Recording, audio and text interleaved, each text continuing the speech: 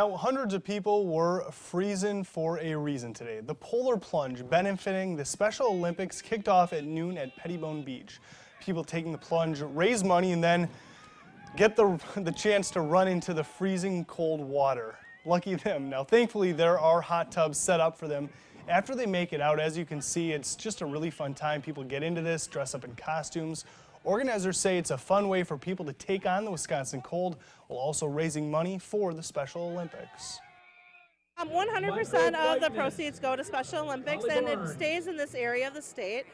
We have about 350 athletes in this area of lacrosse, and then about 1,700 in this region. And so all the money stays in this area, benefiting athletes in our communities.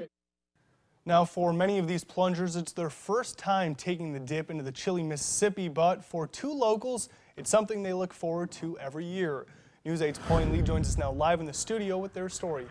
Well, Keith Torgerud and Pat Scheller have taken the plunge every single year since the Polar Plunge started in lacrosse 15 years ago. They say supporting a great cause and keeping up with tradition makes the dip into the icy cold water worth it.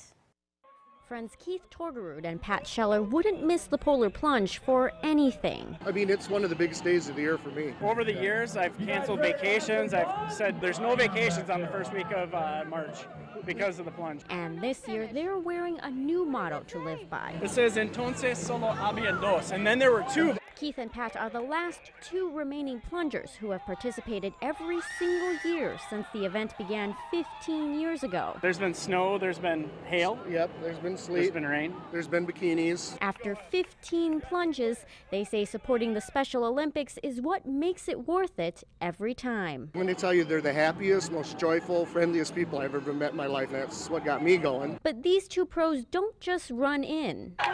3, 2, 1!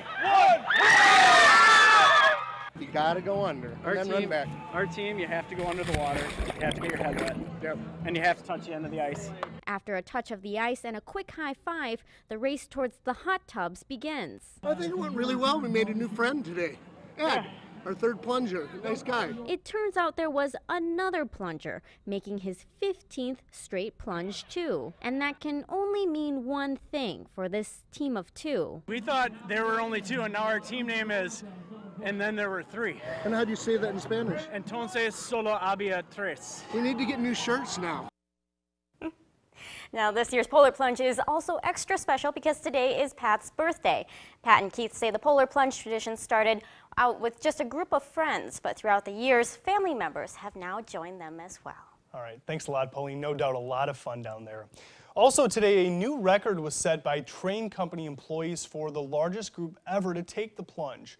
100 employees took the challenge. Now, their goal was to raise $10,000, but they blew past that, raising more than $16,000. One of the employees said she'd shave her head if they met the goal, and as you can see, she stayed true to her promise. Really cool to see that. She says it's a bit chilly without her hair, but it was well worth it. But it checked two things off my bucket list. I wanted to shave my head for charity, and I wanted to donate my hair to Locks of Love. So I got two birds in one stone, and it came for a great cause. Yeah, awesome to see that. Now, train employees have been plunging for about 7 years now, but this is by far their largest group